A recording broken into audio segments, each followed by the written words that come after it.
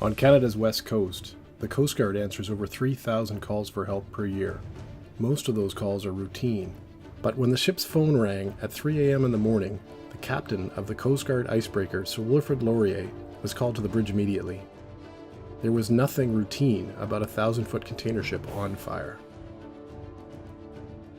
January 31st, 2018, the crew of the 72,000-ton container ship MOL Prestige were fighting for their lives, 200 nautical miles southwest of Haida Gwaii.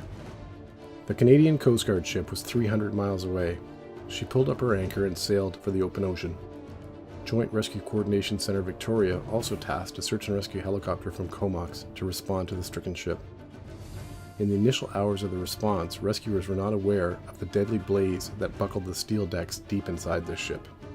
The engine room fire alarms had gone off after the leaking fuel ignited in the engine room, resulting in an explosion.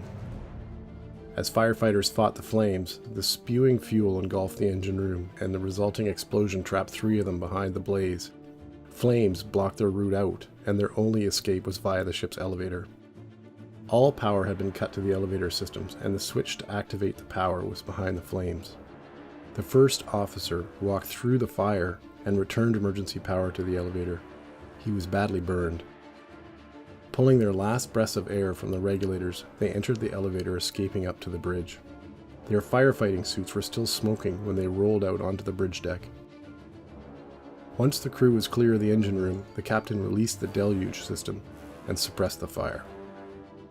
Flying at the limits of the helicopter's range, the rescue team only had minutes to hoist the 2 badly burned crew members. The blacked-out ship rolled helplessly throughout the night. After more than 20 hours at sea, the Coast Guard ship Sir Wilfrid Laurier arrived to find a stricken ship adrift. We were anchored in Coghlan Anchorage, right beside Hartley Bay, got the call, and I think not often on this coast you get a call. We were 300 something miles away, so we got all 3 engines going full speed, and it took us a day to get there. In order to assess the scene of a major marine incident, the Coast Guard crew needs to collect some critical information. Some of this information comes from radio communications prior to arrival, but the most important information comes from the crew's on-scene assessment. JRCC Victoria appointed Captain Noon as the on-scene coordinator. So it was a dead ship, 300 miles offshore, no power, not even the lights on. So it wasn't a very good situation. The Laurier's team of rescue specialists boarded the blacked-out vessel and began treating the serious injuries. They then worked with the master to conduct a thorough assessment of the ship's stability, damage, and fire situation. Indicators such as the ship's drafts, load lines, and the amount of overboard discharge can reveal the status of the ship's stability. Captain Noon had to use this assessment to decide if the stricken ship and rescue scene was stable or unstable. We knew the ship was going to be towed at some point, so we could get the emergency tow booklet off the master of the ship, take some pictures of the forecastle for the salver, just so if we had to take tow of it too, we had a pretty good assessment of what was going on. So we did an initial assessment for the tow company, established communications with the ship, and waited. Captain Noon has to manage 3 priorities. Priority number 1, assess the scene stability. Number 2, work with the crew to stabilize the scene. Number 3, once the scene is stable, evacuate the injured. This far offshore, the greatest danger to the rescuers and crew is the weather. Incoming weather will determine the action plan.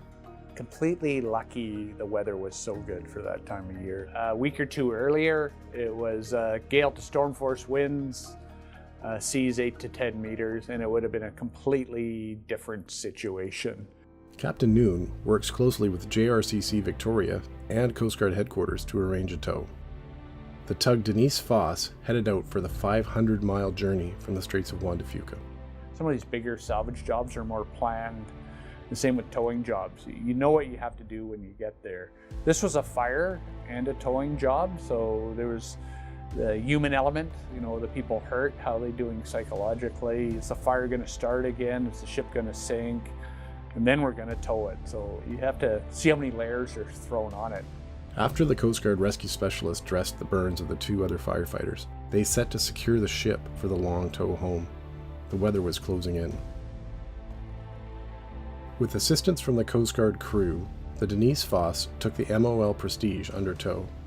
After days in heavy seas, she finally returned the stricken Goliath to the shipyard for repairs. When a ship the size of the MOL Prestige gets into trouble, it takes both expert seamanship and a little good luck to stop the chain of events that lead to disaster. First response teams work together to perform a daring rescue 200 miles offshore.